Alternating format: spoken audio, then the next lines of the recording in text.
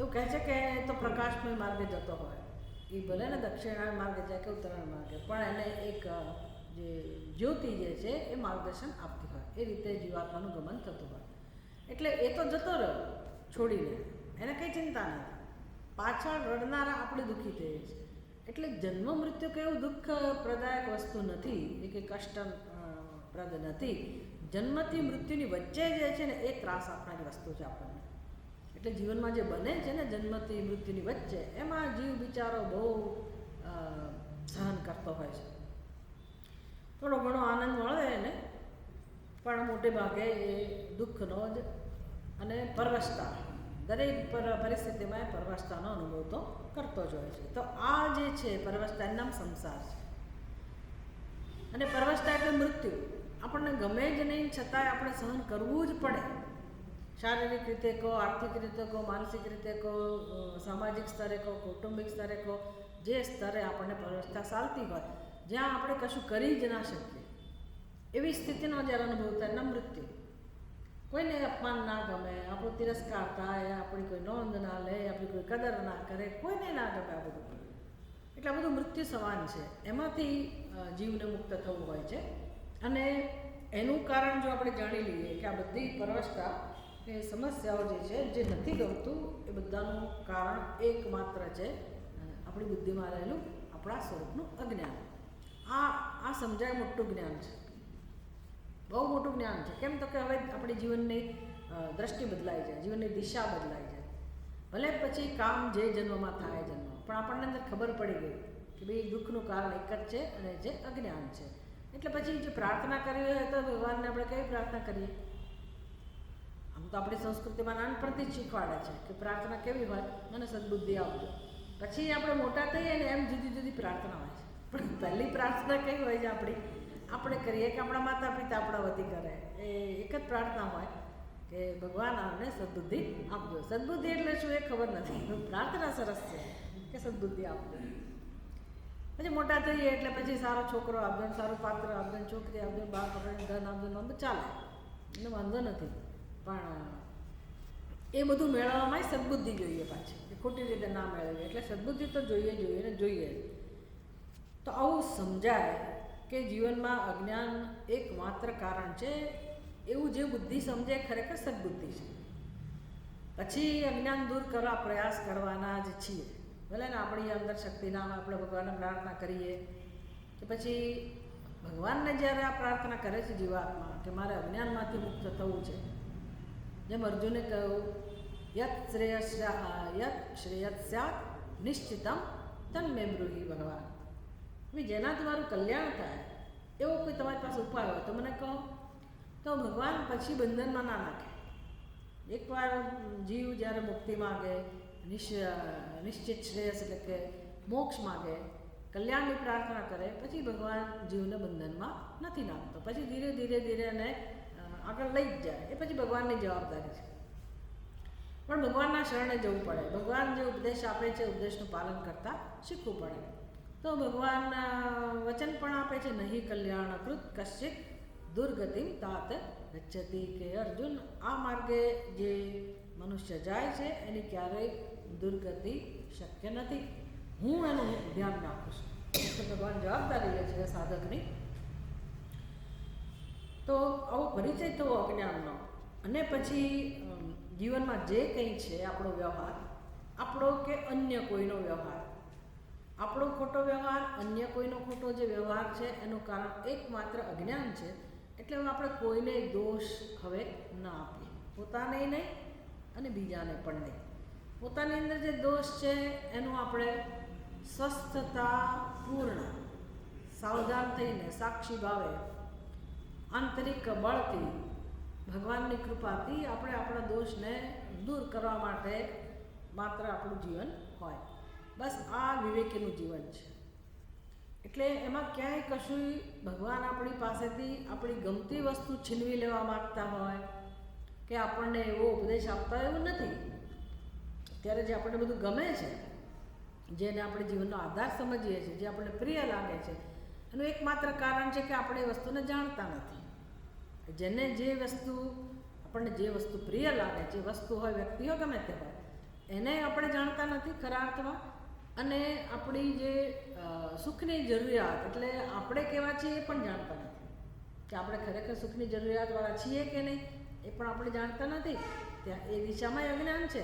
અને જે આપણને જે પ્રિય જણાય છે તો એ જેમાં પ્રિયત્વ દેખાય છે એને પણ આપણે જાણતા નથી. એટલે બૃહદારણ્યક ઉપનિષદની અંદર યાજ્ઞવલ્ક્ય મૈત્રેયને બહુ સ્પષ્ટ રીતે કહે છે કે જગતનો નિયમ કયો છે, તો કે આત્મનસ્તુ કામાય સર્વમ પ્રિયમ ભવતી. જો કોઈને ક્યાંય પણ પ્રેમ હોય તો ખરેખર આત્મા માટે જ પ્રેમ છે. તો દેખાય છે એવું કે બીજા માટે પ્રેમ છે, પણ ક્યારેય કોઈને કોઈના માટે પ્રેમ શક્ય જ નથી. એ પ્રેમ છે તો આત્મા માટે જ છે.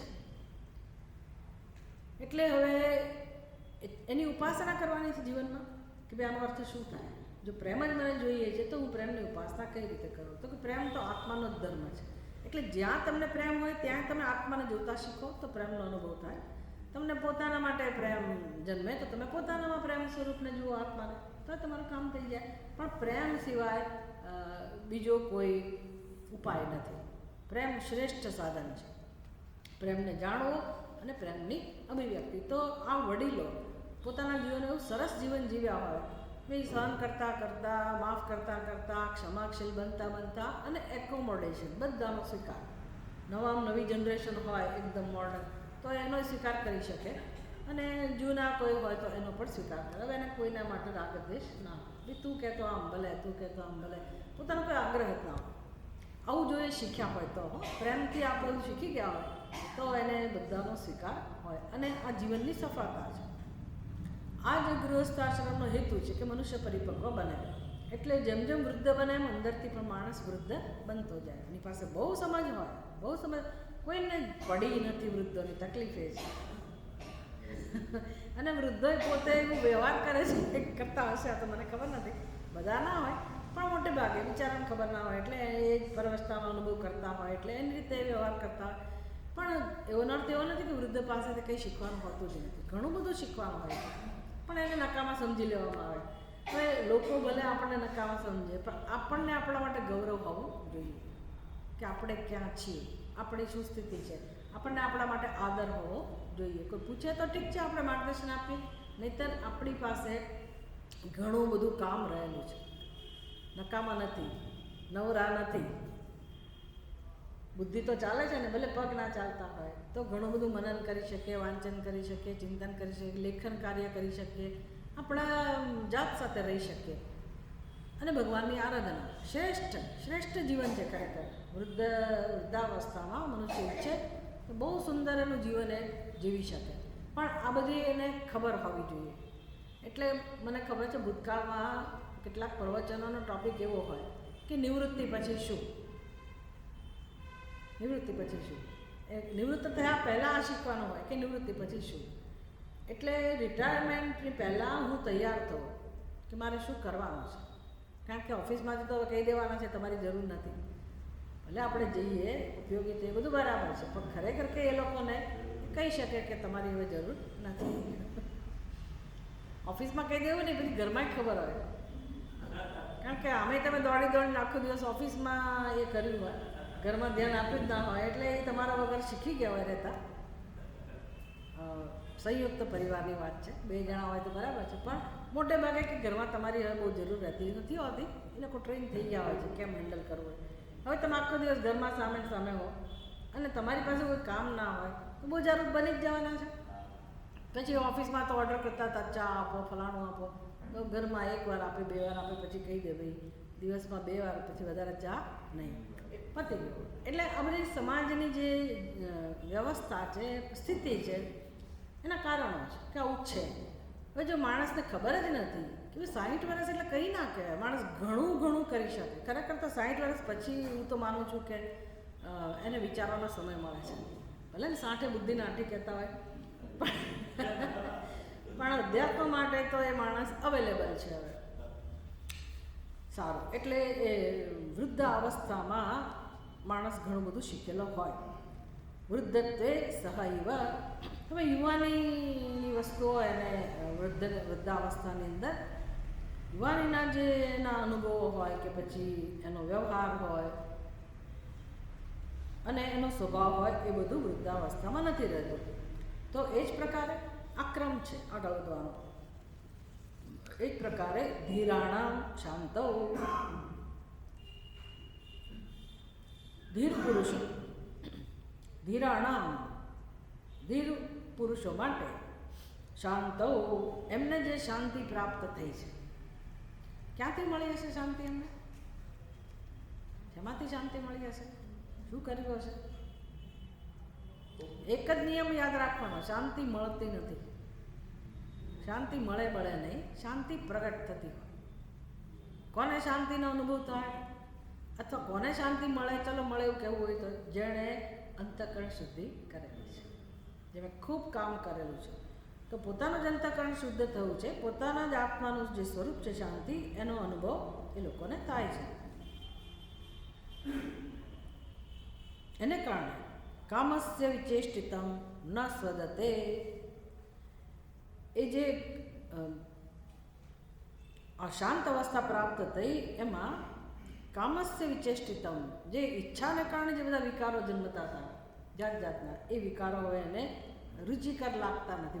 વિકારો તો જન્મવાના છે, આપણે એવું ના કહી શકીએ કે વિકારો ના જન્મે, એ તો એના સ્વભાવ પ્રમાણે જન્મે છે, પણ એને એમાં રુચિ થતી નથી. આ મોટી સફળતા છે કે હવે એને એમાં રુચિ જન્મતી નથી. એ રુચિ નથી જન્મતી એનું કારણ સમજવાનું. સમજ એવું નહીં કે હવે એની અંદર ક્ષમતા નથી, ક્ષમતા તો નથી જ. ઘણું એને ક્રિસ્પી પેલું ખાવું છે જાત જાતનું, ને પછી લોકો શું કરે? ડેન્ચર તો પહેરે જ. કે વાંધો નથી એવું કરવામાં, ડેન્ચર પહેરીને લોકો બધું ખાય. ઘણા લોકોને એ સૂટ ના થતું હોય તો લોકો શું કરે? બધું એને ખાંડી નાખે પછી ખાય. એટલે સ્વાદ તો જોઈએ જ, સમજ પડી ને? આવું છે. એટલે એ કરે એનો વાંધો નથી, પણ સમજ એની એવી હોવી જોઈએ કે હવે ધારો કે ઈચ્છા થાય તો જો જેને શાંતિ પ્રાપ્ત થઈ છે એને આવું બધું કદાચ હવે મન ના થાય એવું ખાવાનું, કે ભાઈ ચાલો નથી ખાવાતું તો સ્વીકારી લે કે હવે નથી ખાવાતું તો ઠીક છે. આ જે એની પોતાની તૃપ્તિ હોય એમાંથી એને અરુચિ જન્મે કે એવું કહું કરવાની જરૂર નથી. નહીંતર એ બધું ચાલ્યા જ કરે. એટલે આપણું મન એમાં જ લાગેલું હોય. બાકી વૃદ્ધાવસ્થામાં એને શું ભોગવવાનું? કશું ભોગવવાનું ના હોય. કોઈ વિષયો એને સતાવે નહીં, પણ એનો અર્થ એવો નહીં કે તમારું મન શાંત હોય, બરાબર ને? સામર્થ્ય ના હોય, ક્ષમતા ના હોય, પણ મનમાં બધા ઉચાટ બહુ હોય. એને કારણે પછી બીજો જન્મ એ પ્રકારે થાય. એટલે ચિંતન તો થાય ને મનથી, દુઃખ પણ થાય કે કોઈ મને લઈ નથી જતું, મારાથી જવાતું નથી, હવે ખવાતું નથી, ફલાણું. આખું રાત દિવસ એ જ ચાલ્યા કરે કકડાટ.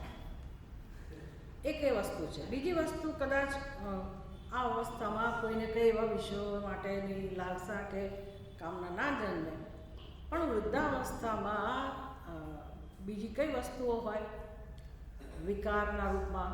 તો કે આસક્તિ ને ચિંતા.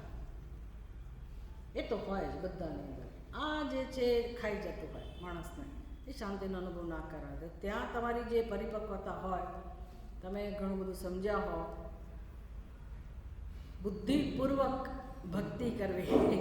ભક્તિમાં લોકો વેવલા વેડા કરે ને યાંત્રિક કરે, એમાંથી પછી કામ નથી થતું. એટલે બુદ્ધિપૂર્વકનું જે જીવન જીવ્યા હોય, ભગવાન સાથે એક સંબંધ સ્થાપિત કર્યો હોય, અને સત્સંગ તો જોઈએ ને જોઈએ છે, માર્ગદર્શન તો જોઈએ છે. ઘણા ભક્તિવાળા લોકો છે ને સત્સંગમાં ના માને. ઘણા હવેલીમાં જતા હોય ને અહીંયા ના, પહેલો પ્રેફરન્સ એને જ આપે કે અમે તો અહીંયા જ જઈએ. એટલે બધા સત્સંગો સરખા નથી. આપણે કોઈને ઉતરતો છે, ચડિયાતો છે એવું નથી કહેવા માગતા, પણ જ્યાં સમજવાનું હોય તો હવે ઘરમાં પૂજાપાઠ કરતા હોઈએ, આપણે બીજા કંઈ મંદિરે દર્શને જતા હોઈએ તો ખોટું નથી, પણ સત્સંગના ભોગે એ બધું ચાલુ રાખીએ તો કોળીઓ જ્યાં સુધી આવેલો હતો, ભગવાને વ્યવસ્થા કરી હતી, એ જૂટવાઈ જાય. એટલે એની અંદર એ વ્યક્તિની અંદર એવી પરિપક્વતા નથી કે ભાઈ આ સત્સંગનું શું મહત્ત્વ છે. ભલે બીજું બધું બાકીના સમયમાં કરી શકાય, એડજસ્ટમેન્ટ કરી શકાય, પણ લોકોને આનું મૂલ્ય નથી સત્સંગનું. તો સત્સંગ કરવાથી જ ધીરે ધીરે આપણે પરિપક્વ બનીએ, વિચારતા થઈએ, અને એમ કરતાં કરતાં આપણે અંતઃકરણ શુદ્ધિ પ્રાપ્ત થતાં શાંતિનો અનુભવ કરીએ. આગળ કહે છે 13મા શ્લોકમાં, શતશઃ પરીક્ષ વિષયાન સદ્યો જહતિ ક્વચિત ક્વચિત ધન્યઃ કાકાઇવ વાંતાશનમન્યે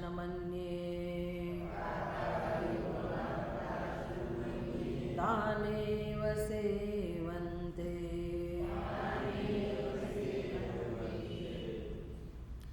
શતશઃ પરીક્ષ વિષયા સદ્યો જહતિ ક્વચિત ક્વચિત ધન્યઃ કાકાઃ ઇવ વાંતા અશનમ અન્યે તાન એવ સેવન્તે. અન્વય આપણે કરીએ. વિષયાન શતશઃ પરીક્ષ ક્વચિત ક્વચિત ધન્યઃ એવ સદ્યઃ જહતિ અન્યે તુ કાકાઃ વાંતાશનમ ઇવ તાનેવ સેવન્તે. તો આ સમાજની પરિસ્થિતિ છે, મનુષ્યની પરિસ્થિતિ છે, એનું વર્ણન છે કે કેટલાક કોઈક લોકો જે વિચારશીલ છે એ લોકો પોતાના જીવનની પરીક્ષા કરે, જગતની પરીક્ષા કરે, વિષયોની પરીક્ષા કરે અને સદ્યો જહતિ પછી ક્ષણની અંદર એ લોકો છોડી શકતા હોય છે, વાર નથી લાગતી. ક્વચિત ક્વચિત એટલે ક્ષણની અંદર એમ કહેવાય, અથવા તો તરત જ, પણ નોટ નેસેસરી, ધીમે ધીમે પણ આ કામ થઈ શકે, પણ છોડી દે, એને વાર નથી લાગતું વધારે. બીજા જે લોકો છે એની સ્થિતિ કેવી છે? કાકાઃ ઇવ. કાકાઃ ઇવ એટલે કાગડા. કાકાઃ ઇવ વાંતાશનમ અશનમ. અશનમ એટલે ભોગ્ય પદાર્થો, ભોજન અથવા તો ખાવાના પદાર્થો. કેવા? તો કે જેનું વમન કરવામાં આવેલું હોય એવા, એકવાર મુખમાં ગયા પછી બહાર નીકળાયેલા હોય એવા જે ખોરાક હોય એને આ કાગડાઓ ખાઈ જતા હોય. ઘણા પશુઓ પક્ષીઓ કરતા હોય. તો એની જેમ આ મનુષ્ય પણ પોતાના જીવનમાં ભાઈ કાલથી આ નથી કરવું એમ કરીને છોડી દે, વળી પાછો એની એ વસ્તુ ગ્રહણ કરે, અથવા એકના એક વિષયોનું આખી જિંદગી સેવન કરતા હોય. આપણને એમ કે આ બધું સ્વાભાવિક છે. કશું સ્વાભાવિક નથી. સ્વાભાવિક છે, અજ્ઞાનને કારણે સ્વાભાવિક બનાવી દીધેલું છે. જેવું આપણું મન એમાંથી ઉપર ઉઠે એટલી જ વાર છે. કશું સ્વાભાવિક નથી. એટલે આપણે મનને જેમ ચડિયાતો રસ ચખાડીએ તેમ તેમ પછી એ વસ્તુ ના આવે.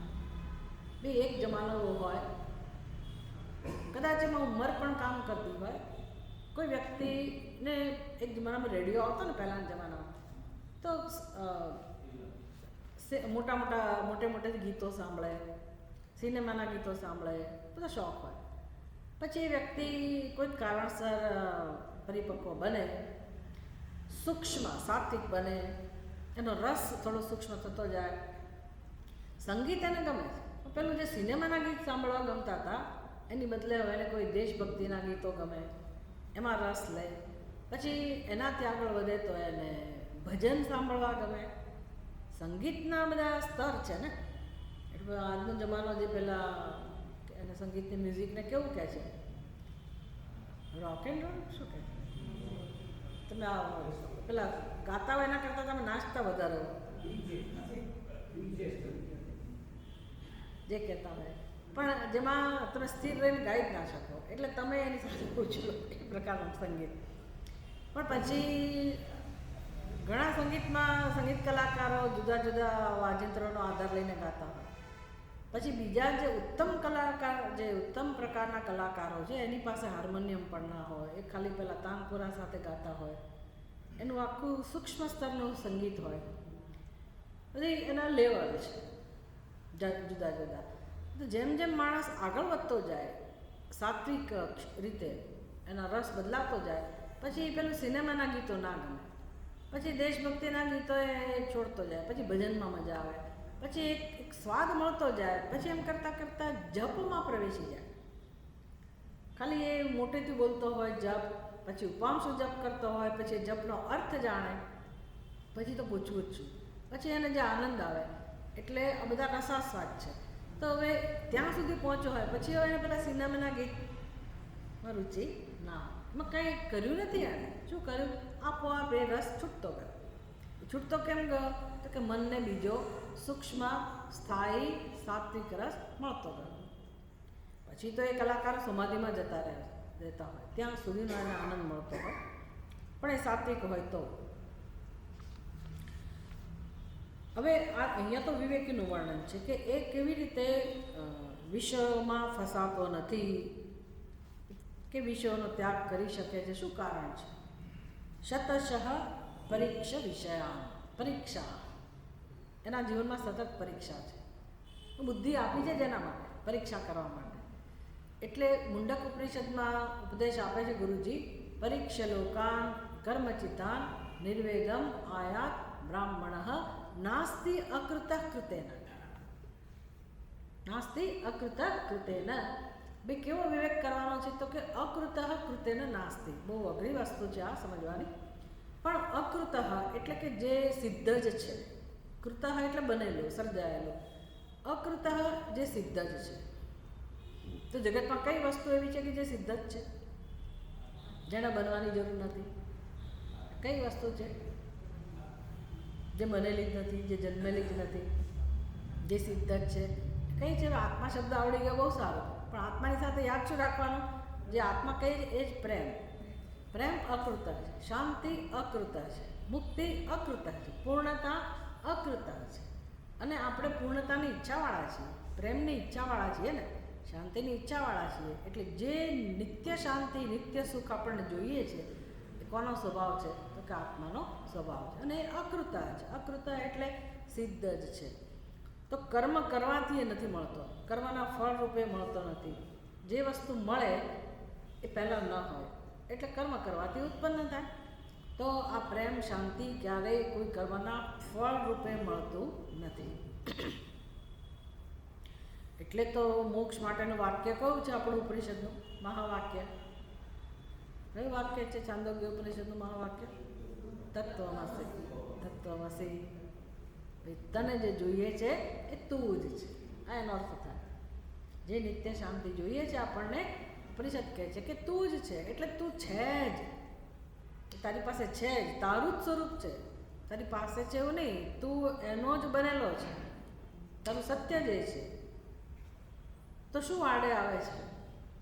હું એને નથી જાણતી, હું મને નથી જાણતી કે નથી જાણતો. આમ મારી બુદ્ધિમાં જે અજ્ઞાન છે મારા સ્વરૂપનું, એ મને શાંતિનો કે પ્રેમનો અનુભવ કરવા દેતું નથી.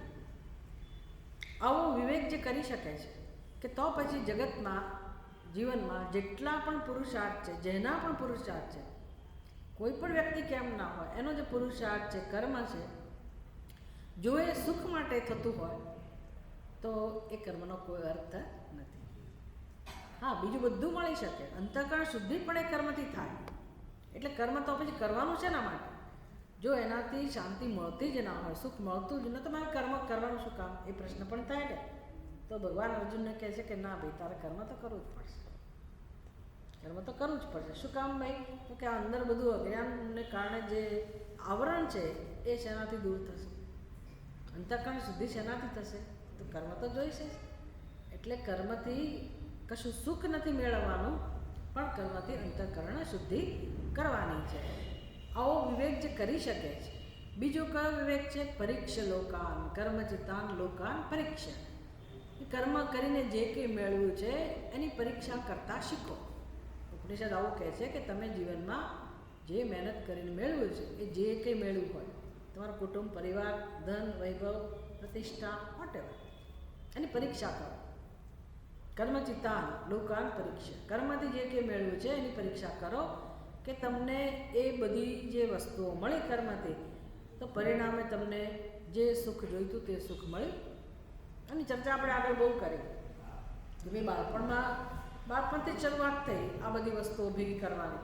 તો મોટા થઈએ તો પછી સુખ વધવું જોઈએ ને, કંઈ જણાતું નથી. તો એવું શું થયું? નાનપણમાં સારા હતા, મોટા થઈને આટલું બધું કર્યા પછી આપણે જીવનમાં જો સુખ મળતું જ ના હોય તો ખોટનો ધંધો જ થયો ને આખી જિંદગી. એટલે વચ્ચે વચ્ચે આ બધું થવું જોઈએ. આપણે તો હવે ચલો અત્યારે થોડું ઘણું સમજીએ, પણ જીવનમાં આ વસ્તુની પરીક્ષા થવી જોઈએ તો ધીર પુરુષો એટલે કે આ મુમુક્ષુઓ શું કરે છે?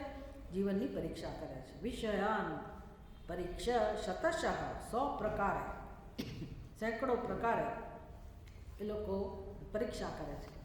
તો આપણે કેમ પરીક્ષા કરવી? ભાઈ કશું અઘરું નથી, વિચાર જ કરવાનો છે. પરીક્ષા એટલે વિચાર જ કરવાનો, બીજું કંઈ કરવાનું નથી. ભાઈ ગાડી જોઈએ, ઘરમાં ગાડી ના હોય 4 વ્હીલ, અહીંયા તો પાછા 2 વ્હીલર નહીં ગાડી કહો એટલે સમજી લેવાનું 4 વ્હીલર. હવે બધા વધી ગયા ભાવનગરમાં, એટલે બધા 4 વ્હીલર વધી ગયા. પણ કોઈક પરિવારમાં સ્વાભાવિક છે કે લોકોને એવું હોય કે ભાઈ મારે ગાડી નથી અને બધા પાસે છે, અડોશ પડોશમાં છે, તો ગાડી નથી, 4 વ્હીલ નથી મારી પાસે. એટલે જ્યારે નથી એ સ્થિતિમાં મનમાં શાંતિ હોય કે અશાંતિ હોય? શું શાંતિ? જ્યારે મારી બુદ્ધિ એમ કહે કે હું ગાડી વગરનો કે ગાડી વગરની છું, તો ત્યારે શું હોય? અશાંતિ. એટલે જે ગાડી નથી, માત્ર નથી, એ ગાડીના સંદર્ભમાં કે મારી પાસે ગાડી નથી એવા વિચારે મને શાનો અનુભવ કરાવો? અશાંતિ. સારું, એટલે હવે સંકલ્પ થયો કે ભાઈ ગાડી તો લેવી જ પડશે, લેવી જ છે. એટલે જ્યાં સુધી ગાડી ખરીદે નહીં ત્યાં સુધી સતત અશાંતિ હોય. આપણે શું શીખી રહ્યા છીએ? વિષયાન પરીક્ષા, વિષયોની પરીક્ષા કે ભાઈ વિષયો કેવી રીતે દુઃખ આપે છે. તો જ્યારે તો ગાડી તો દ્રષ્ટાંત છે, જેની ઈચ્છા હોય, જ્યારે એ વિષય નથી ત્યારે એના અભાવને કારણે દુઃખ છે. પછી મહેનત કરીને લઈ આવો, મફત થોડી મળે છે. કેટલી મહેનત કરીને માણસ પૈસા ભેગા કરે, ના હોય તો લોન લઈ આવે. અમારે હું જ્યાં રહું છું ને ત્યાં એ ગામડામાં છે, તો એકદમ નજીક, સાવ ગામડું નથી, પણ બધા ઘરમાં એ લોકો લોન લઈને જ જીવતા હોય. ખાવા પીવાનું કંઈ ઠેકાણું ના હોય, પણ પેલા મોટા બાઇક લઈને ફરતા. એટલે મેં કીધું તમે દેવું લગ્ન કરે, લાખો રૂપિયા ખર્ચે, આપણે ખીજાઈએ ને કે આવું દેવું શું કરવાનું? તો કે એ તો હોય જ તે, દેવા વગર જીવન ના ચાલે, થોડું ઘણું તો દેવું કરવું. લોકોની માનસિકતા આવી હોય. ત્યાં આપણા કંઈ ઓછા નથી હોતા, પણ શહેરમાં બધા લોન લઈને બધું કરતા હોય. ઠીક છે, હવે તમે ઇન્વેસ્ટમેન્ટ ના કરવું એ પોતાની મિલકત, લોન લઈને કરો બરાબર છે, કારણ કે તમે ભરી શકો. પણ લેવું એટલે લોન છે તો ત્યાં સુધી તો બોજો છે ને કે મારે લોન ભરવાની છે. લોન લઈને વસ્તુ લઈ આવ્યા ગમે તેમ કરીને, કોઈ આડાવાળા ધંધા કરીને લઈ આવ્યા, જે રીતે લઈ આવ્યા. હવે એ જે રસ્તો તમે અપનાવ્યો ને ગાડી લેવા માટે, કદાચ ખોટો રસ્તો અપનાવ્યો તો એ કર્મ તો પાછું તમારું નોંધાયું, એ તો માણસ ધ્યાનમાં લે જ નહીં. પણ માની લો કે ગાડી આવી ગઈ, સાચા રસ્તે તમે લઈ આવ્યા, ખોટું નથી કર્યું, ગાડી લઈ લીધી. હવે લાવ્યા પછી શું? રોજ સાફ કોણ કરે? પછી પાણીથી ચાલે છે. એટલે પેલો જે સંયુક્ત પરિવાર હોય ને એમાં બહુ આ બધું થાય. પછી ગાડી બધાને ફેરવવી હોય, એટલે પછી પૂછે ગાડી છે કોની? તો કે ફેરવતી વખતે પેલી પુત્રવધુની હોય ને પેલા શોપિંગ વખતે આની હોય, અને પેટ્રોલ ભરાવતી વખતે દાદાની. પેટ્રોલ ભરવા કોઈ તૈયાર ના થાય, ગાડી આમ ચાલે. એટલે દુઃખપ્રદ છે. પછી આટલા પેટ્રોલમાં આટલા પૈસા ગયા, ચલો વપરાય પેટ્રોલ. મને તો એમ થાય કે ઇન્સ્યોરન્સ શેનો ભરવાનો? દર વર્ષે તમારે ઇન્સ્યોરન્સ ભરવા. ભાઈ મારી ગાડીને હું આટલો ક્યાંય એક્સિડન્ટ ના થાય એના માટે કેટલી જાઉં, દર મહિને પૈસા આપઆપ કરવાના, એ તો લેવો જ પડે ફરજિયાત ભાઈ. એટલે એનો ખર્ચો રોજ પેલા માણસને રાખવો પડે, ધૂળ ઉડાડવા, તું સાફ કર, આમ થાય. પછી બાજુવાળા માગવા નહીં આવે ને એની ચિંતા. આ બધું દુઃખ કહેવાય કે સુખ? આપણે નોંધ ના લઈએ, પણ કે ગાડી આવી ગયા પછી કે મને શાંતિ લેવા દેતી નથી. પછી પાછા 15 વર્ષ થઈ ગયા એટલે કે હવે તમારા નિયમો બદલાઈ ગયા, હવે તમે જૂનું વ્હીકલ નહીં વાપરી શકો, તોય આપણને ચાલુ દુઃખ જ ને. કેટલા પ્રશ્નો, પાર વગરના પ્રશ્નો. અને એક્સિડન્ટ થયો ત્યારે તો પૂછવું જ છું. હવે એ ગાડીએ આખી જિંદગી દુઃખ આપ્યું કે સુખ આપ્યું? શું આપ્યું? હતી ત્યારે નહોતી ત્યારે દુઃખ આપ્યું, હતી ત્યારે દુઃખ આપ્યું. હવે જે ગાડી નથી એ દુઃખ કેવી રીતે આપે? અને ગાડી તો જડ છે, ગાડી દુઃખ આપે જ કઈ રીતે? પડે ને. કોણ જવાબદાર છે? મારી લાલસા, તે વિષયોની લાલસા. એટલે એના અનુભવ પહેલાં, એની પ્રાપ્તિ પહેલાં પણ વિષયો દુઃખ આપે, એને પ્રાપ્ત કર્યા પછી ભોગવતી વખતે પણ દુઃખ આપે દરેક વસ્તુ. અને એનો નાશ તો થવાનો જ છે આજે નહીં તો કાલે. એટલે પછી હવે આપણે એ ગાડી કોને આપવી એ ચિંતા. આવું બધા જ વિષયોમાં સમાન રૂપે છે. આવી જે પરીક્ષા કરી શકે છે એ મનુષ્ય પોતાના જીવનમાં જે જરૂરિયાત હોય એ પ્રમાણે પોતાનો વ્યવહાર કરે. એટલું જ નહીં, ક્યાંય આસક્ત ના થાય. ત્યાં એની કસોટી હોય કે ભાઈ ભગવાને જે પરિસ્થિતિ આપી છે એ પરિસ્થિતિનો સ્વીકાર કરી સંતોષ કેળવીને એ મનુષ્ય પોતાનું જીવન ચલાવે. પછી એ કંજૂસ ના હોય, એનો અર્થ એવો નહીં કે જરૂર હોય તો એ ના લે. ગાડી કદાચ એકની જગ્યાએ 10 ગાડી હોય પણ એને ક્યાંય કોઈ જગ્યાએ આસક્તિ ના હોય. આ સમજની વાત છે. હું ગાડી નથી એટલે હું વિવેકી થઈ ગઈ અને ગાડી છે એટલે હું અવિવેકી થઈ ગઈ એવો પ્રશ્ન નથી. સમજની વાત છે કે માણસનું જીવન આમાં જ જાય છે. એટલા માટે આપણને સમજાવે છે કે જો પરીક્ષા કરવી જોઈએ અને એમાં જે કંઈ આપણી મહત્વ બુદ્ધિ છે ઓછી થાય. આગળના શ્લોકમાં પણ જે આપણને સમજાવ્યું ને કે કૌમારે શૈશવ જેમ જેમ માણસ મોટો થાય તો આપોઆપ એને કેમ પહેલાંના ભોગમાં રુચિ નથી થતી. ગઈકાલે આપણે દ્રષ્ટાંત જોયું હતું શેનું? લખોટી. અહીંયા લખોટી જ કહે છે ને? લખોટી લક્કા ત્યાં ઠેરી એવું કે તો એ માણસ મોટો થઈ ગયો તો હવે એમાં પરિવર્તન શેને કારણે આવ્યું? કઈ રીતે એને વૈરાગ્ય જન્મ્યો એ લખોટી માટે? હવે એની પાસે લખોટી નથી રાખતો કે રાખે છે એના ઉપરથી નક્કી નથી થતું. શેના ઉપરથી? સમજ બદલાય. એ વિષયમાં હોવા નહીં હોવાની સાથે કંઈ સંબંધ નથી. મેં કહું ને એના દીકરા સાથે રમે છે, લખોટી તો છે એટલે વિષય આજુબાજુ હોય પણ મહત્વ બુદ્ધિ આ વસ્તુ સમજવાની છે. સમજ એટલે કેવી સમજ? બાળકની બુદ્ધિમાં એ લખોટી અતિ મહત્વની છે, અતિ પ્રિય છે. ભાઈ રમતગમતનું સાધન છે, રમકડું છે, રમત છે, બધું બરાબર છે, આનંદ છે, રમવાથી આનંદ લઈ શકાય એની ના નથી, પણ એવી સમજ બાળકમાં નથી.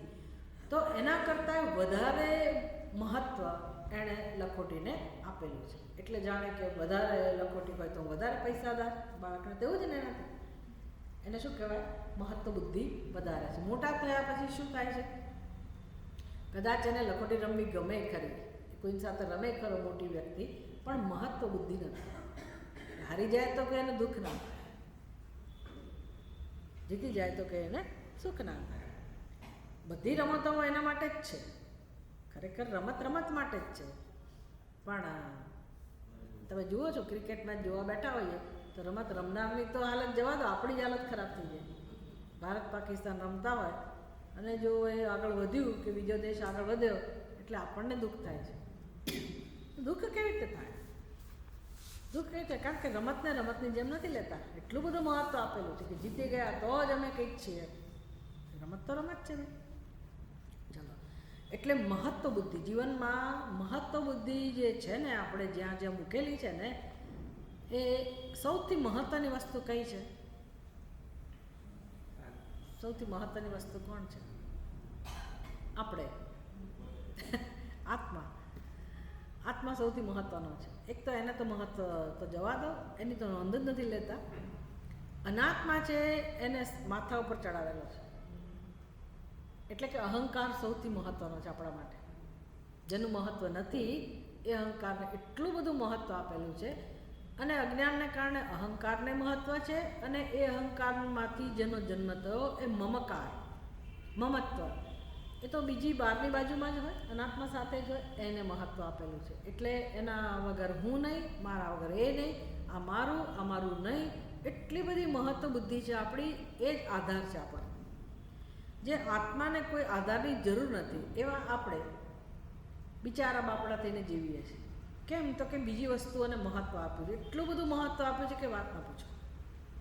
મહત્વ બધાનું છે. એક ધૂળનો કણ હોય ને, રજકણનું પણ મહત્વ છે સૃષ્ટિમાં, એની ના નથી. બધાનું મહત્વ છે, પણ જેનું જ્યાં જે સ્થાન હોય, જેટલું મહત્વ આપવાનું હોય એટલું આપવાનું હોય. આપણે બધી વસ્તુઓને એટલું બધું મહત્વ આપેલું છે તો પછી એને કારણે આપણે બિચારા થઈ ગયા છે. એના વગર કેમ જીવાય? આવી આપણી સ્થિતિ છે. એટલે મહત્વ જરૂર આપવાનું, પણ જેને જેટલું આપવાનું હોય એની સ્થિતિ પ્રમાણે. તો અનાત્માનું મહત્ત્વ આત્મા કરતાં તો વધારે ના જ હોવું જોઈએ ને. દરેક સ્તરે તો આત્મા જ મહત્ત્વનો છે ને, હું જ મહત્ત્વનો છે.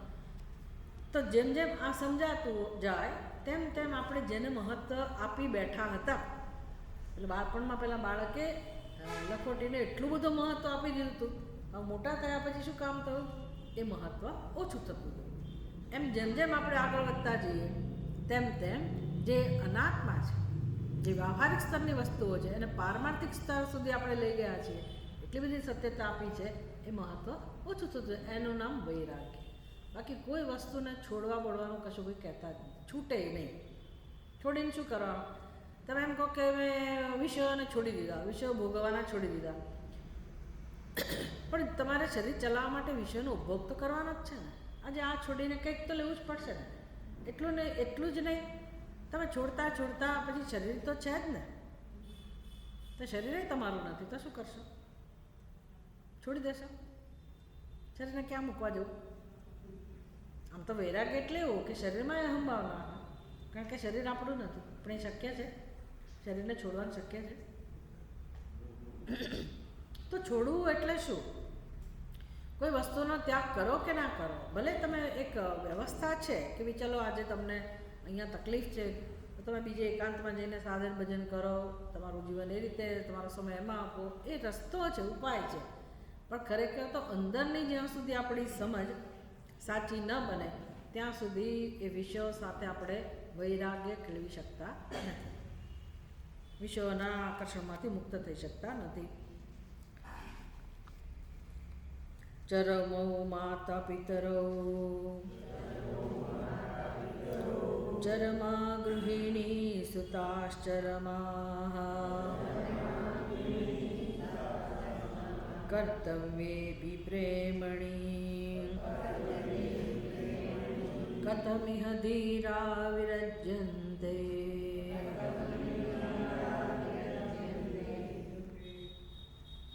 ચરમૌ માતા પિતરૌ ચરમા ગૃહિણી સુતાઃ ચરમાઃ કર્તવ્યે અપि પ્રેમણી કથમ ઇહ ધીરાઃ વિરજ્યન્તે. એનો અન્વય છે માતા પિતરૌ ચરમૌ ગૃહિણી ચરમા સુતાઃ ચરમાઃ તેષુ પ્રેમણી કર્તવ્ય અપि ઇહ ધીરાઃ કથમ વિરજ્યન્તે. કહે છે કે ભાઈ ચરમૌ માતા પિતરૌ, આ બધી કોના માટે વાત છે? તો કે ધીરાહ. ધીરાહ, ધીર વ્યક્તિ એટલે ઉત્તમ પ્રકારનો સાધક. સાધકના પણ સ્તર હોય. આમ તો જોવા જાઓ તો મુમુક્ષુ તો બધા જ છે, બધાને મોક્ષ જોઈએ છે. મુમુક્ષુ એટલે જેને દુઃખમાંથી છૂટવું છે, ના મુમુક્ષુ તો એ તો બધા જીવોનો સમાવેશ થઈ જાય. પણ પછી જેને ખબર પડી કે દુઃખમાંથી મુક્ત છૂટવું છે, જન્મ મૃત્યુમાંથી એને મુક્ત થવું છે, એટલે એ મનુષ્ય પછી મોક્ષ માટે પોતાની રીતે પ્રયાસ કરતા હોય. પછી વેદાંતનો સત્સંગ જો એને થાય તો એને સમજ પડે કે ભાઈ મુમુક્ષુમાંથી હવે એણે જિજ્ઞાસુ બનવાનું છે. મુમુક્ષુમાંથી જિજ્ઞાસુ બનવાનું છે, કારણ કે મોક્ષ મેળવવાની વસ્તુ નથી. મોક્ષ કોને કહેવાય એ સમજ પ્રાપ્ત થાય પછી એ વ્યક્તિ મુમુક્ષુમાંથી જિજ્ઞાસુ બને. આ બહુ જ મહત્ત્વની વસ્તુ છે. એ કંઈ બધા બનતા નથી હોતા, જિજ્ઞાસુ નથી બનતા હોતા, કારણ કે એની પોતાની સમજ, એના પોતાના ખ્યાલો, એની રુચિ, આ બધું જ ભાગ ભજવતો હોય, ઈશ્વરની કૃપા.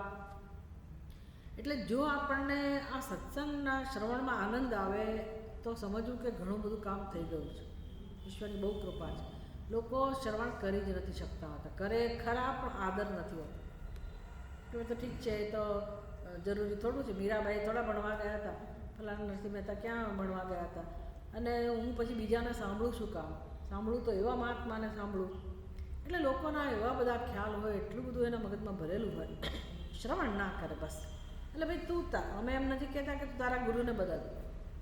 આપણું જે શિક્ષણ છે એવું છે જ નહીં. તમે કોઈ પણ સંપ્રદાયમાં કેમ ના માનતા હો, તમે એ સંપ્રદાયમાં લગેલા રહો, તમારું સાધન ભજન જે સાધનામાં માનતા હો, જે ધર્મમાં હો, જે આ તો આના બધાથી પરની વસ્તુ છે. બધા ધર્મ સંપ્રદાયથી પરની વસ્તુ છે આ ઉપદેશ. આ માનવ ધર્મ કે પછી મનુષ્યના કલ્યાણ માટેનો ઉપદેશ છે. એમાં ક્યાંય કોઈના માટે આગ્રહ નથી કે તમે તમારો ધર્મ છોડી દો કે તમારા ગુરુજીને છોડી દો. તમારા જે ગુરુમાં તમને શ્રદ્ધા હોય, જે સાધનામાં માનતા હો, જે સંપ્રદાયમાં માનતા હો, એ તમે પ્રેમથી તમારું અનુષ્ઠાન ચાલુ રાખો, પણ તમે માર્ગદર્શન મેળવો, વેદાંતનું માર્ગદર્શન મેળવો કે ગીતામાં ભગવાન શું શીખવાડે છે એ તમે શીખો, ઉપનિષદનો સંદેશ શું છે એ તમે શીખો. પણ ના, અમે તો સ્વાધ્યાયમાં જઈએ ને એટલે આ તો ના જ કરીએ, અમે પેલા પાંડુરંગજી મહારાજ એમાં એટલે આ નહીં, એ આ જ શીખવાડે છે ને એટલે બરાબર છે. પણ હવે તેમ તમને અત્યારે સીધું મળતું હોય શીખવા માટે તો શું કામ લાભ નહીં લેવાનો? ના, અમે તો અહીંયા જઈએ છીએ, અમે તો સ્વામિનારાયણમાં માનવાવાળા, અમે તો આમ કરવાવાળા, અમે તેમ કરવાવાળા, અમે વૈષ્ણવ ત્યાં સુધી. એટલે ભાઈ વૈષ્ણવ એટલે ભાઈ તમે કૃષ્ણ ભગવાન તો આવે કે નહીં વૈષ્ણવમાં? તો કે ના, પણ અમે તો લાલા. તો એ લાલા મોટા થઈને કૃષ્ણ ભગવાન થઈને ઉપદેશ આપ્યો. પણ એટલી બધી અંદર ગરબડ ચાલે છે દુનિયામાં પાર વગરની. આપણને એમ થાય કે એની કરતાં આ બધાથી પર જે માણસ હોય ને એને શીખવું સારું, એ સીધો સમજી જાય. આપણા લોકો નથી સમજતા, બહુ વાર લાગે, બહુ જ વાર લાગે. અને પછી પ્રાપ્તિ મોક્ષ છે તો કેમ સમજાય? ના જ સમજાય. એટલે વેદાંત જ આપણને શીખવાડે છે કે મોક્ષ મેળવવાની વસ્તુ નથી. હું મુક્ત જ છું, દરેક વ્યક્તિ મુક્ત જ છે, એનું સત્ય મુક્ત જ છે અને મુક્તિ મેળવવાની નથી. આ જાણવાનું છે. અને પછી હવે હું જાણવા માટે તૈયાર કરું મારા વ્યક્તિત્વને. હા, એટલું કરું, ગમે ત્યાં ના જઈએ. ઉપનિષદ કહે છે શ્રોત્રિયમ બ્રહ્મનિષ્ઠમ ગુરુ એવ અભિગચ્છે, કે ભાઈ જેણે પોતાના ગુરુ પાસેથી જ્ઞાન મેળવ્યું હોય અને પદ્ધતિસરનું જ્ઞાન મેળવ્યું ત્યાં જવું જોઈએ. બ્રહ્મનિષ્ઠ કેમ છે કે નહીં આપણને ખબર ના પડે. શ્રોત્રિય છે તો ખબર પડે ને કે ભાઈ હા એના ગુરુ છે, એણે શિક્ષણ મેળવેલું છે. એ તો આપણી પરંપરા, એના માટે પરંપરાનું મહત્ત્વ છે કે પરંપરામાં હોવા જોઈએ. કારણ કે આજકાલ ઘણા બધા સંપ્રદાયો એવા છે કે ડાયરેક્ટ એના કોઈ ગુરુ ના હોય, પોતે જ એમણે સંપ્રદાય શરૂ કર્યો હોય. એટલે આપણી પરંપરામાં એને સ્થાન નથી મળતું. કેમ તો કે એ પોતે આનંદ કરી શકે, પોતે મુક્ત હોય, એમાં કોઈ શંકા નથી. પણ મારે જો મુક્તિ જોઈતી હોય તો પદ્ધતિસરનું માર્ગદર્શન જે મળવું જોઈએ એ લોકો પાસે ના હોય. એટલે શ્રોત્રિય તો જોઈએ ને જોઈએ. ભલે કદાચ બ્રહ્મનિષ્ઠ ના હોય તો પણ ચાલે. We are safe. આપણે વધારે યોગ્યતાવાળા હોય તો આપણું કામ તો થઈ જ જાય. ભલે કદાચ ગુરુજીને હજી જે કંઈ હોય આપણું કામ થઈ જાય. આવું ખરેખર તો છે. એટલે મુમુક્ષુમાંથી જિજ્ઞાસુ બનવું એ બહુ જ એને કહેવાય ને કે અદૃષ્ટ વસ્તુ છે કે જીવનમાં એ જો બની જાય, મુમુક્ષુમાંથી આપણે જિજ્ઞાસુ બનીએ, બહુ જ વાર લાગે એ સમજતા કે હા મારે ખાલી જાણવાનું જ છે, બીજું કંઈ જ કરવાનું નથી, મારે અજ્ઞાન દૂર કરવાનું છે. એટલે હવે જાણવા સિવાય જેને કોઈ રસ નથી અને જ્ઞાનની પીપાસા વધતી જાય, એટલું તીવ્ર એ ઈચ્છા બની જાય જાણવાની, તો જેને આ ઈચ્છા જન્મી છે એનું નામ જિજ્ઞાસુ અને આત્મજ્ઞાન માટે તૈયાર થઈ રહ્યો છે. તો એ જુદી વાત છે. એ આપણો વેદાંતનો વિદ્યાર્થી. પણ અહીંયા તો ધીરા હા કહ્યું એટલે હજી એ કદાચ જિજ્ઞાસુ બન્યો હોય કે ના બન્યો હોય, એને તો બસ માત્ર હવે સંસાર છોડી દેવો છે. બસ એને ખબર નથી સંસાર એટલે શું, પણ આ સંસાર નથી જોઈતો, મારે મુક્તિ જ જોઈએ છે. આવો જ એને નિશ્ચય થઈ ગયો અને ઘણો બધો વિવેક પણ થઈ ગયો છે એને, જે ઉપર કયો બધો વિવેક એનામાં છે. તો એના માટે આ ગ્રંથકાર કહે છે કે ભાઈ આવું કેવી રીતે બનતું હશે એના જીવનમાં. કારણ કે આવો જે જિજ્ઞાસુ હોય, મુમુક્ષુ હોય, ખાસ કરીને જિજ્ઞાસુ કે જેણે આવું શ્રવણ થોડું ઘણું પણ કર્યું હોય, હજી કામ નથી થયું, પણ એને ખબર પડી ગઈ કે મારે જાણવાનું જ છે આત્માને અને જાણવા માટે પ્રયત્ન કરી રહ્યો છે. અને માની લો કે એને ખબર પડી પણ ગઈ થોડી ઘણી, જેને આપણે કેવું જ્ઞાન કહીએ છીએ, પરોક્ષ જ્ઞાન, સપ્રતિબંધ જ્ઞાન કહેવાય. હજી પ્રતિબંધ છે પણ એને ખબર પડી ગઈ, પણ એનો મોક્ષ નક્કી થઈ ગયો. શાસ્ત્ર એવું કહે છે ને મોક્ષ નક્કી થઈ ગયો. ભાઈ એ આ પછીના જન્મમાં પછીના ગમે તે મળશે તો ખરો જ, મુક્ત તો થવાનો જ છે. જેને જ્ઞાન થઈ ગયું આ જન્મમાં એને માટે કયો શબ્દ છે? જીવન મુક્તિ. એ વ્યક્તિ જીવન મુક્ત છે, જીવતા જે મુક્તિનો અનુભવ કરી રહ્યો છે. એટલે જ્ઞાનીઓ બધા જીવન મુક્ત જ હોય, જીવતા જે મુક્તિનો અનુભવ કરે. એટલે મર્યા પછી એનું તો નક્કી થયું કે એના પાછા આવવાનું જ નથી. એટલે આ શરીરનો વિયોગ તો થવાનો જ છે, પણ એ અંતિમ મૃત્યુ, પછી એને કોઈ મૃત્યુનો સામનો નથી કરવાનો. એટલે વિદેહ મુક્તિ કહેવાય. પણ આપણું ધ્યેય શું હોવું જોઈએ? જીવન મુક્તિ. માની લો કે જીવન મુક્ત ના થયો તો પણ એ મૃત્યુ પામત તો પણ એને હવે મુક્ત જ છે, એ ફરી જન્મવાનો નથી. જેને થોડું ઘણું પણ આ આત્માનું જ્ઞાન થયું તે જીવન મુક્ત જ્ઞાન થઈ ગયું. જીવન મુક્ત એ તો મુક્ત જ છે, વિદેહ મુક્તિ નિશ્ચિત છે. કદાચ કોઈને જીવન મુક્તિનો લાભ ના મળે, જ્ઞાન થઈ ગયું હોય, મૃત્યુ પામે તો પણ એની વિદેહ મુક્તિ નક્કી છે, એ ફરી જન્મવાનો નથી. હવે આવી એને ખબર હોય જ છે, એનું નામ જ પ્રાપ્તની પ્રાપ્તિ. જેને સમજ પડી ગઈ કે મારો જન્મ જ નથી તો અત્યારે જ મુક્ત છે. પણ એ જે વ્યવસ્થામાંથી બહાર આવ્યો છે તો એના કુટુંબના સભ્યો હોય, એટલે જન્મો માતા પિતરો, તો હવે એનો છેલ્લો જન્મ થઈ ગયો, જ્ઞાન થઈ ગયું. એટલે તો અત્યારે માતા પિતા તો છે જ ને, તો એ માતા પિતા કયા કહેવાય? છેલ્લા માતા પિતા. ચર્મા ગૃહિણી, જો એને પત્ની હોય તો એ પણ છેલ્લી. અને સુતાહા ચર્માહા, એના સંતાનો હોય તો પણ એ છેલ્લા. તો હવે એને પ્રેમ ના કરી લેવો જોઈએ? પોતાના માતા પિતાને, ભાઈ બહેનોને, પત્નીને પ્રેમથી એની સાથે ના જીવી લેવું જોઈએ? કારણ કે પછી તો હવે નથી જ મળવાના ને. તો પછી કેમ ઘર છોડીને જતા રહે છે? કથમ ઇહ વિરજ જતે, કેમ આ બધું છોડીને જતા રહે છે? આવું કોણ કરી શકે? ભાઈ, જેને હવે માતા પિતા, આ મારા માતા પિતા છે એ ખ્યાલ પણ નથી રહ્યો, મારા ભાઈ બહેન છે એ ખ્યાલ પણ, આ મારું હતું ને જતો રહ્યું. માતા પિતા છે અને પ્રેમ પણ છે, આદર પણ છે,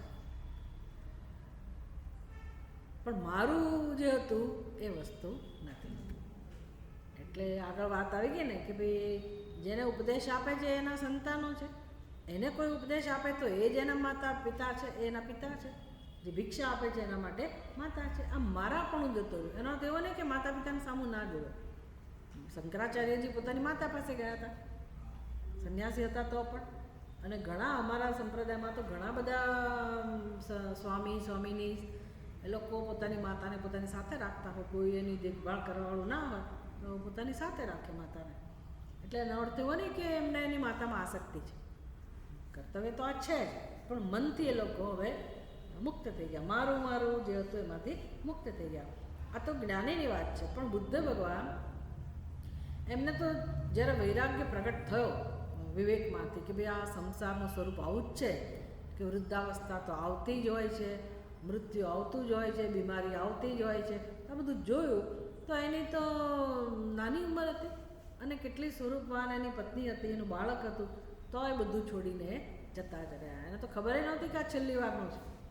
પણ એવો તીવ્ર વૈરાગ્ય જેને મનમાં જન્મ્યો છે એ વ્યક્તિ તો હવે છોડી જ દે છે. અને શાસ્ત્ર કહે છે એને જતા રહેવું જોઈએ ત્યાં સુધી કહે છે. એકવાર વૈરાગ્ય જન્મ્યો પછી એણે એમાં રહેવાની જરૂર નથી. તૃણવદ ભ્રમંતિ ચપલાઃ સ્ત્રીનામની ચંડમારુતે ચલતી ધરણીધરાય વસંતસ્તત્ર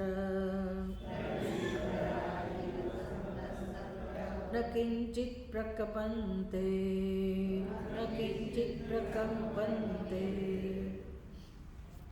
તૃણવદ ભ્રમંતિ ચપલાઃ સ્ત્રીનામની ચંડમારુતે ચલતી ધરણીધરાઃ ઇવ સંતઃ તત્ર ન કિંચિત પ્રકંપન્તે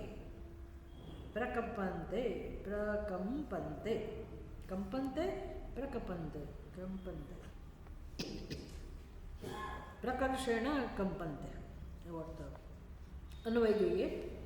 સ્ત્રી નામની ચંડમારુતે ચલતી સતી ચપલાઃ તૃણવદ ભ્રમંતિ તત્ર સંતઃ ધરણીધરાઃ ઇવ કિંચિત ન પ્રકંપન્તે.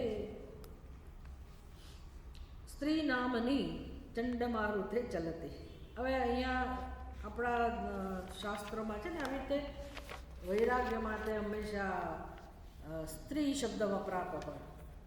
જેમ શંકરાચાર્યજી વર્ણન કરે, નારી સ્તનબર નાભિદેશમ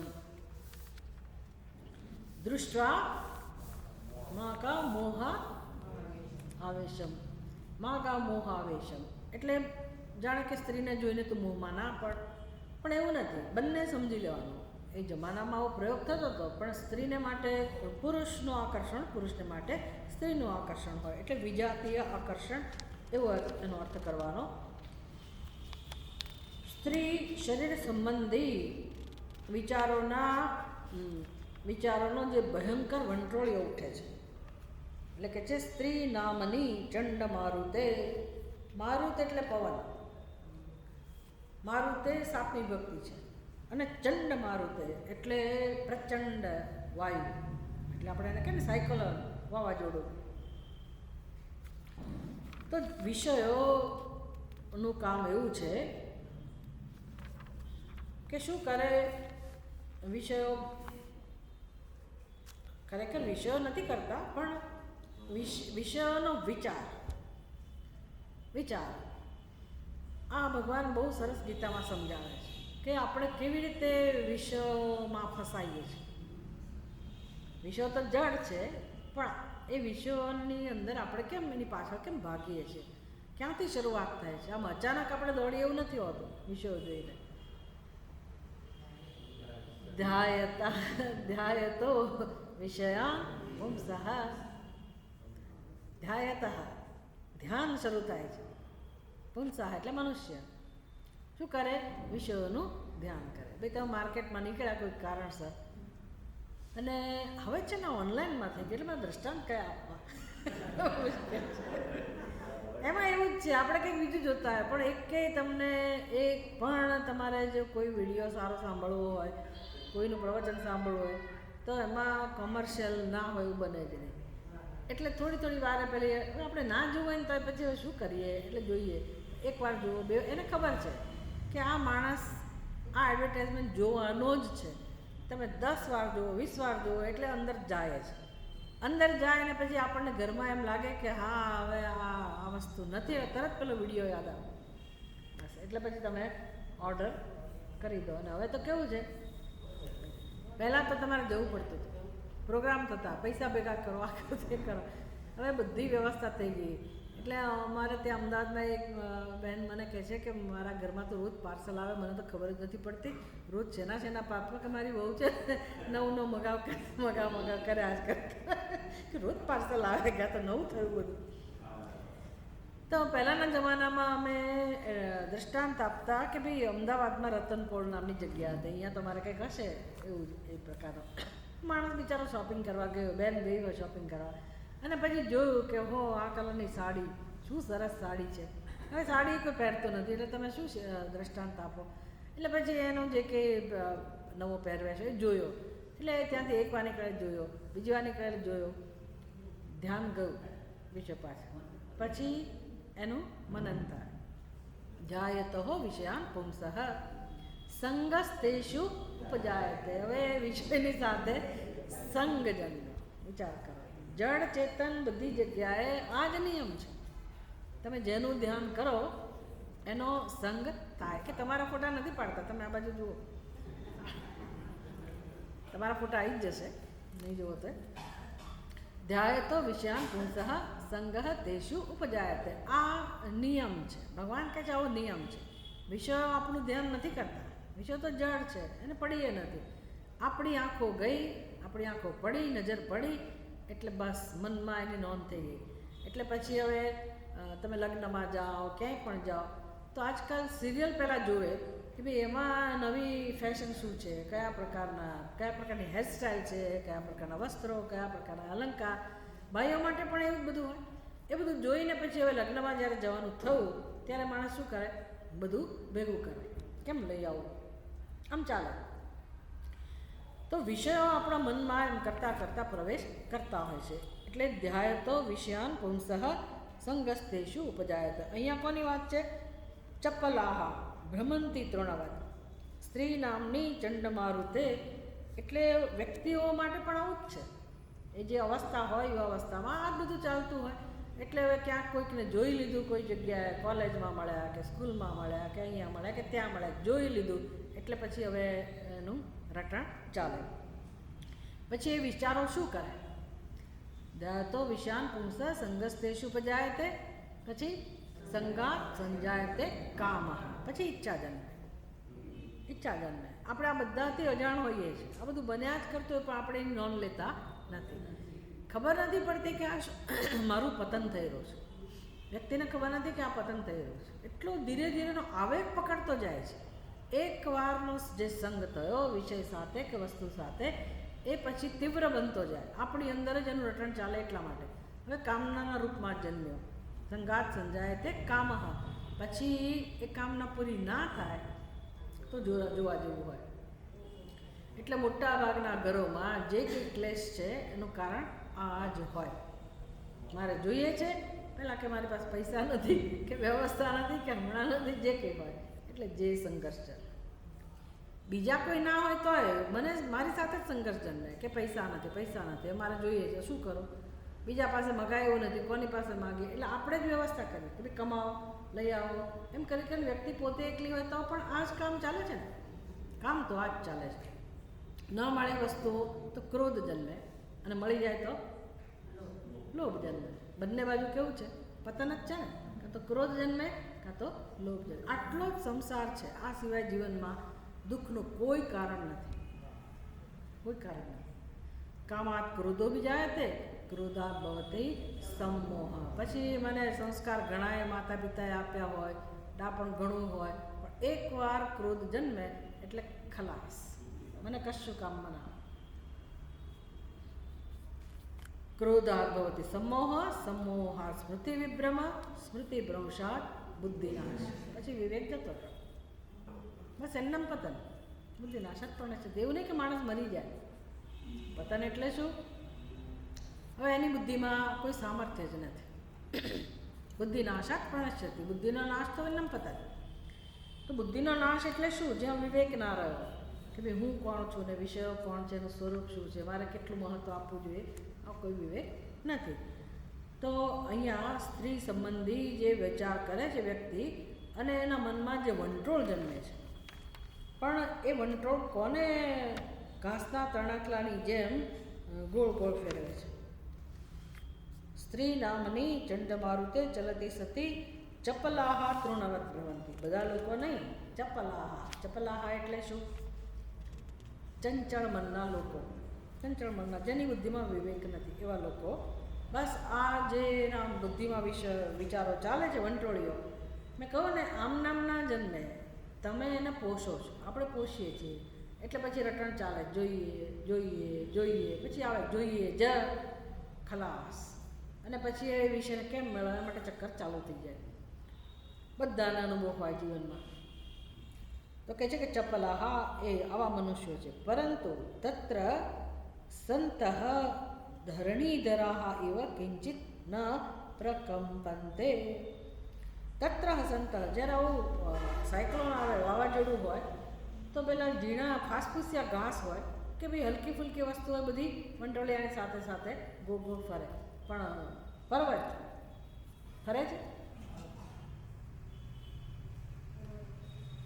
મેરું ડગે પણ જેના મનના ડગે નહીં પાનભાઈ. મનને આવું બનાવવું પડે. મન મેરું જેવું જ છે મન ખરેખર, પણ આપણે એને તણખલા જેવું બનાવી દીધું છે. મનનું મહત્ત્વ નથી સમજાય. એટલે હવે બધા ક્ષુલ્લક વિષયોનું ચિંતન કરી અને મનને આપણે એવું ચંચળ બનાવી દીધું છે. થોડી વાર એ ચિંતન કર્યા જ કરે વિષયોનું. એક વિષયનું ચિંતન કરે ને તો વાંધો નથી. તમને ખબર છે ને કેટલા વિષયો છે જગતમાં? અનેક વિષયો છે. પણ ભોગવાના રસ્તા કયા? શબ્દ, સ્પર્શ, રૂપ, રસ અને ગંધ. શબ્દને માટે કોણ પાગલ છે? હાથી. હાથી દૃષ્ટાંત આપે છે શાસ્ત્ર. હાથીને શેમાં રસ હોય? સ્પર્શમાં. હા, એને સ્પર્શમાં. શબ્દ માટે કોણ છે? હરણ. હા,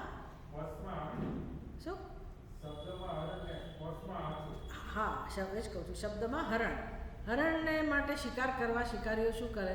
તો ઘૂઘરા બાંધે પગમાં, એટલે કાંટાવાળા મુગટ પણ એ પણ પહેરે માથા પર, અને ઘૂઘરા બાંધે અને ટોળામાં જ જાય. અને એક બે એને મારનારા જુદા હોય પાછળ પાછળ, એટલે જેમ જેમ એ ઘૂઘરાનો અવાજ આવે એટલે હરણ બિચારું આકર્ષાય, એટલે પાછળથી શિકારીઓ એનો શિકાર કરે. એટલે શબ્દમાં જેને આકર્ષણ છે એવું હરણ મૃત્યુને વશ થાય છે. એક જ વિષયમાં આકર્ષણ છે અને મૃત્યુને પામે છે. સ્પર્શ માટે હાથીને આપણે જાણીએ જ છે કે ના, પેલા દાંત માટે તેને કેવો ક્રૂર છે ને માણસ, કોઈને છોડે નહીં. આટલા શક્તિશાળી હાથીને માણસ મૂર્ખ બનાવે, અને મૂર્ખ બને છે હાથી શેને કારણે? પેલી હાથણીને જોઈને બિચારો ફસાય છે. રૂપ, પતંગી, રસ, માછલી અને માછલીને પકડવી હોય એટલે માણસ શું કરે? લોટની ગોળીઓ રાખે, સ્વાદથી એ ફસાય છે. શબ્દ અને ગંધ માટે કોણ? બ્રહ્મા. કવિતા છે ને કે ભાઈ સવાર પડશે, સૂર્યનારાયણ ઉગશે અને આ કમળ ખીલશે અને પછી ઉડી જઈશ. શું ચિંતા છે? અત્યારે બેસવા દે ને, અત્યારે મને જે આનંદ મળે છે લેવા દે ને. હવે એટલી કોમળ પાંખડીઓ હોય કમળની, અને ભમરો તો કોતરી શકે પણ ના, એનું સામર્થ્ય વાપરતો નથી. શેને કારણે? પેલો આનંદ લેવો છે ને સુગંધ. એમ કરતાં સવાર પડી, હાથીનું ટોળું આવ્યું અને કમળ બધું સ્વાહા કરી ગયું, નાશ થઈ ગયો. આમ આ 5 પ્રાણીઓ અબુધ છે, એક જ વિષયમાં એને આસક્તિ છે અને બિચારા મરે છે. તો એ તો મરે છે, માણસ મરતો નથી પણ જીવવા છતાંય મરેલા જેવો છે. કેમ? તો કે 5 વિષયોમાં એ ફસાયેલો છે. મન બિચારું એક જ છે. રૂપ કહે છે અહીંયા આવો, શબ્દ કહે છે અહીંયા આવો, સ્પર્શ કહે છે અહીંયા આવો. મન બિચારું બધે ઇન્દ્રિયોની પાછળ જઈ અને માણસ જેમ વૃદ્ધ થાય એમ બિચારો થાકી જાય, કોઈ સામર્થ્ય રહેતું નથી. એટલે મર્યા જેવો જ છે ને. આત્માનું સુખ એની પાસે જ છે પણ મન લઈ નથી શકતું. કેમ? તો કે આ બધા વિષયોની પાછળ એ ભ્રમ્યા કરે છે. પણ જેના મનડા મેરુ ડગે કદાચ, ધરતીકંપ થાય ને કદાચ એમાં હલચલ થાય, પણ ધીર પુરુષો જે છે એના મનડા ડગતા નથી. એટલે આપણે એવા બનવાનું છે. ખાલી ધીર પુરુષો એવા બનવાનું છે નહીં, આપણે એવા બનતા શીખવાનું. ઓમ પૂર્ણમદ પૂર્ણમિદં પૂર્ણાત પૂર્ણમુદચ્યતે પૂર્ણસ્ય